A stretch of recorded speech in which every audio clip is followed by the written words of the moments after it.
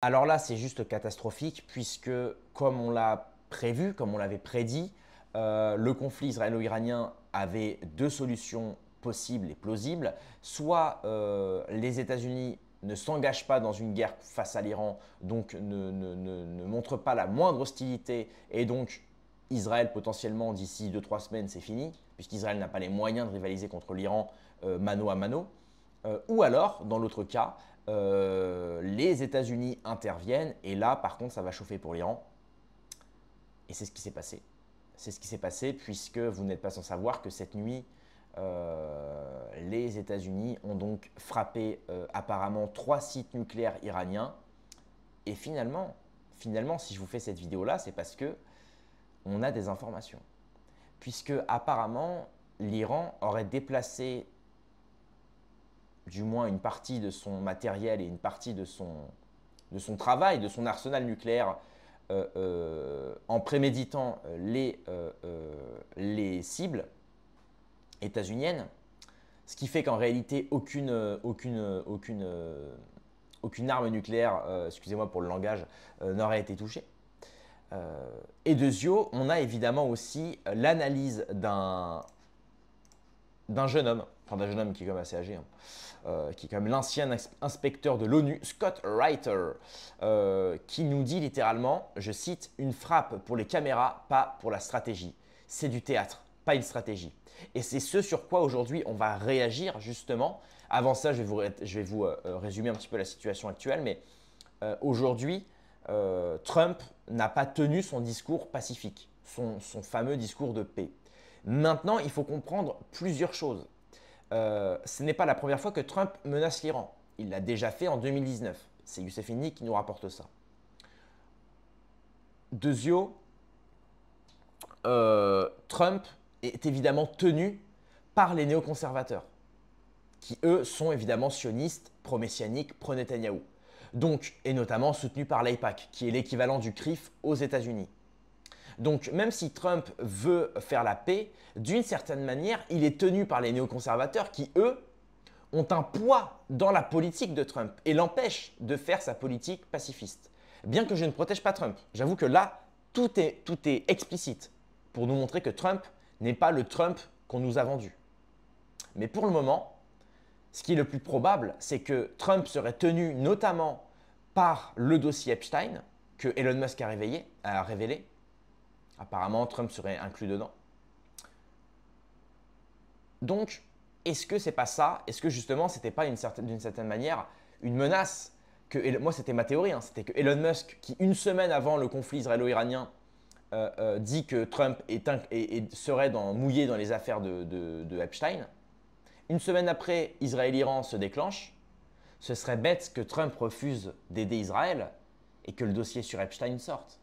Ou qu'une preuve accablante de Trump avec par exemple des femmes mineures durant une soirée sur l'île d'Epstein sorte et fuite. Donc tout ça est à mijoter, disons. On a d'ailleurs le président, donc le premier ministre Netanyahou qui félicite Trump après son intervention militaire sur les sites nucléaires iraniens. Voilà, il dit la paix par la force. D'abord vient la force, ensuite vient la paix. C'est ce qu'a dit d'ailleurs Trump. Trump a dit « Nous avons attaqué 3 sites nucléaires iraniens, désormais nous voulons la paix. » Point. Donc en gros, ce serait une frappe préventive, ce serait une certaine menace pour dire à l'Iran « Voilà, nous sommes capables de vous attaquer, maintenant on négocie. » Or, dans les faits, c'est bien Israël qui a attaqué en premier et qui a menacé l'Iran. Ce n'est pas l'Iran qui a menacé qui que ce soit. L'Iran a le droit de détenir l'arme nucléaire, de détenir un arsenal nucléaire. Pourquoi elle ne l'aurait pas? Voilà. Donc, dans l'article du Média en 442, de l'excellent Média en 442, on nous fait un petit article de Scott Ryder, qui est donc ancien inspecteur de l'ONU, qui dénonce une opération militaire vide de sens en Iran. Selon lui, Trump a frappé des sites déjà évacués pour sauver la face, pas pour gagner une guerre.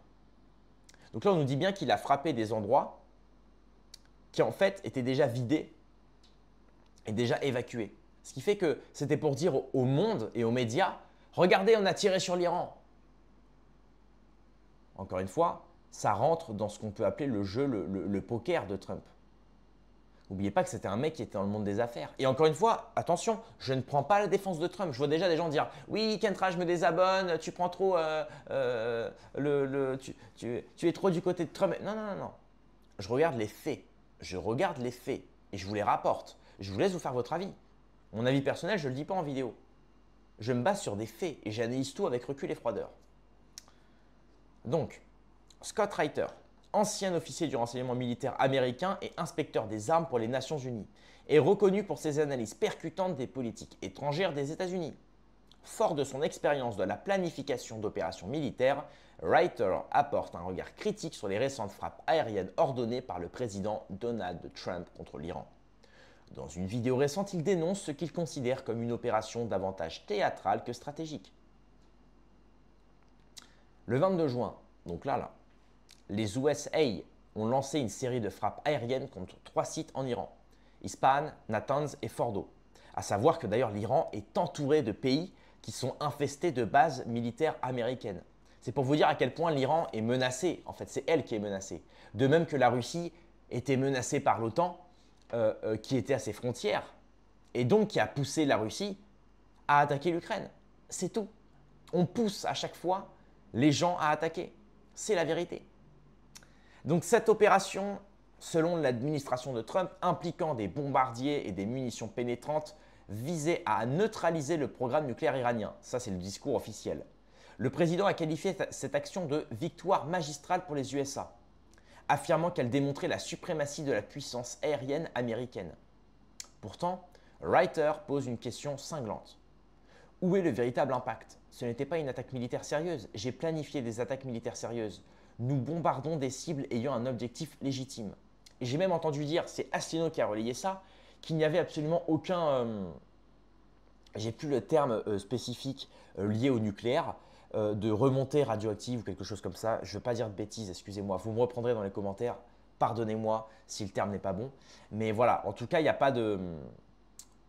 C'est-à-dire que ça prouve bien que les sites étaient bel et bien évacués pendant le bombardement. Ce qui fait qu'en fait, ça n'a pas désengagé et désarmé plus l'Iran que ça. Donc c'est là où ça va être intéressant. D'après son analyse, les sites ciblés étaient soit vides, soit déjà endommagés par des frappes israéliennes antérieures. Natanz et Isfahan étaient vidés de tout matériel stratégique, tandis que Fordo, bien que visé par 6 bombes massives, n'a subi que des dégâts mineurs à des entrées et sorties, laissant l'infrastructure principale intacte. Reiter, qui a planifié des attaques militaires d'envergure, argue qu'une opération sérieuse ciblerait des objectifs stratégiques avec un impact mesurable. Or, ici, l'utilisation des ressources coûteuses comme le B-2 pour frapper des installations vides semble n'avoir servi qu'à créer un grand acte de théâtre pour les caméras.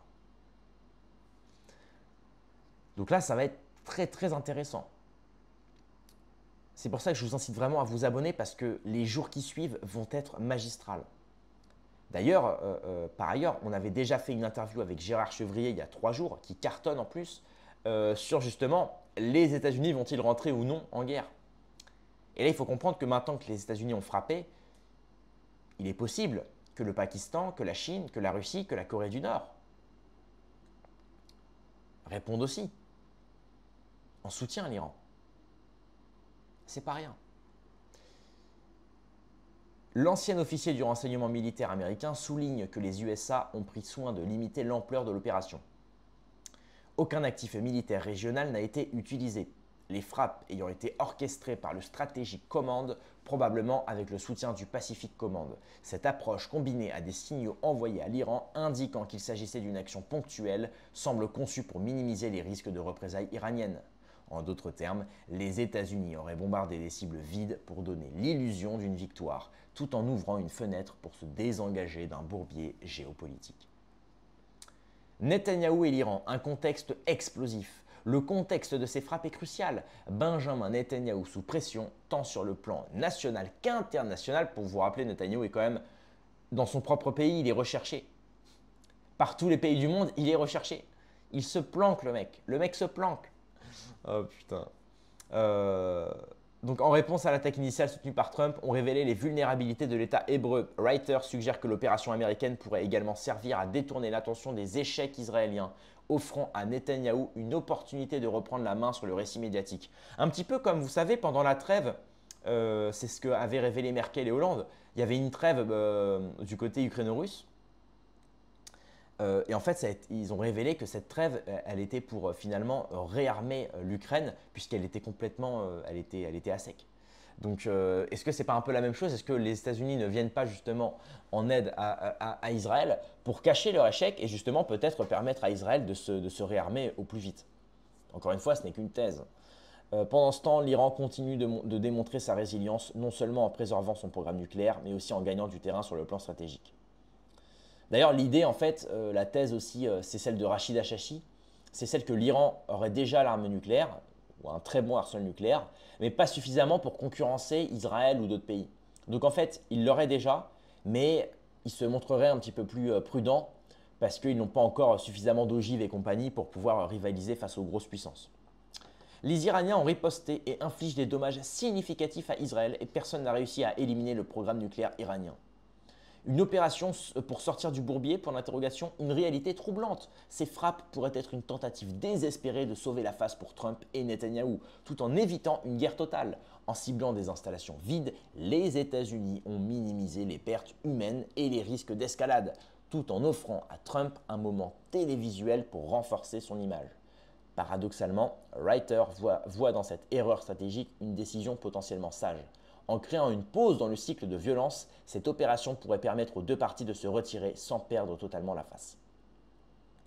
Il a bombardé des cibles vides, ce qui semble être la décision la plus sage de toutes, car cela a créé au moins une opportunité de désengager du désastre qu'il avait provoqué.